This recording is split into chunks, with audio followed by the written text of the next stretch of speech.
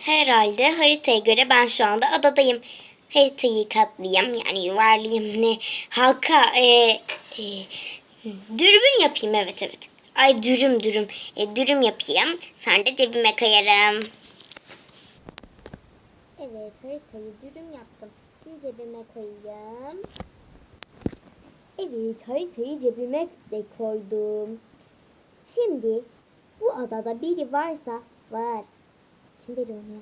Neyse, varsa şöyle düşünür. Nasıl cebine koydun? Senin kıyafetin yok ki cebine olsun. Hem olsa da o küçük harita sığmaz derler. Ben de şöyle cevap vereyim. Ben de bilmiyorum. Aslında benim kıyafetim. Hem kıyafetim cebi yok. Olmayan kıyafetimin olmayan cebi var. Neyse işte öyle bir şey. Burada yaşayan biri var dedim ya, bana hiç bakmıyor musun? Merhaba. Beni sormak ister misin sen?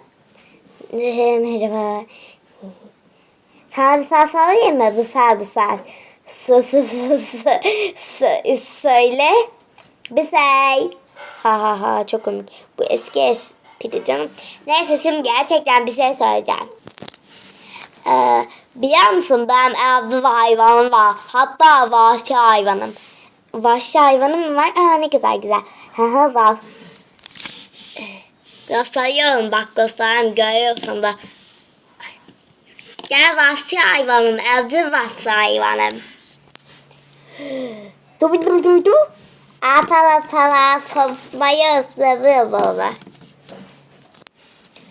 Konuşmayı mı öğreniyor? Harika. Sana bir şey söyleyeceğim. Bu senin evcil, hatta vahşi hayvanın değil de kızın filan olmayasın. Dostlarım ablam evde vahşi hayvanlar. Harika. Evcil vahşi hayvanmış. Neyse, ben buradan geçmek istiyorum. Tamam, git. Ama nereye gittin? Ay, sen kafayı yemişsin. Evet, şifreyi çözdün. Şifre, sen kafayı yemişsin de. Sen bana şifre olduğunu bile söylemedin. Söyleyeyim, hemen çöz. Oldu canım. Neyse, hadi geç, buyur ya. Kapı açılsın. Şifre çözüldü. Hemen açıyorum. Dariroriroriroriro. Dariroriroriroriro. Herkesin güldüğünü hissedebiliyorum. Gülün. Gülme sesleri açılsın. Ha. Ay, ne kadar güzel gülüyorsunuz ya. Ben gülmedim. Harika, bayıldım. Ben ne yapacaktım? Kapı. Yaptım. Kapı.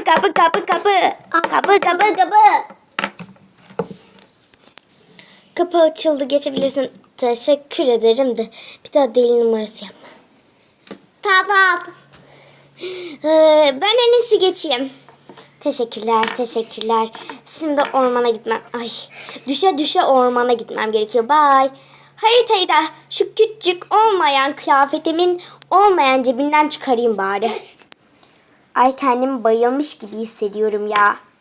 Bayılmış gibi. Çünkü bu şapşik bana gülmedi. Hadi kızım, git. Bak, kapı kapanacak. Kapanıyor bak. Ay, ben gideyim, zaten size daha fazla durulmaz. Yani durulmaz.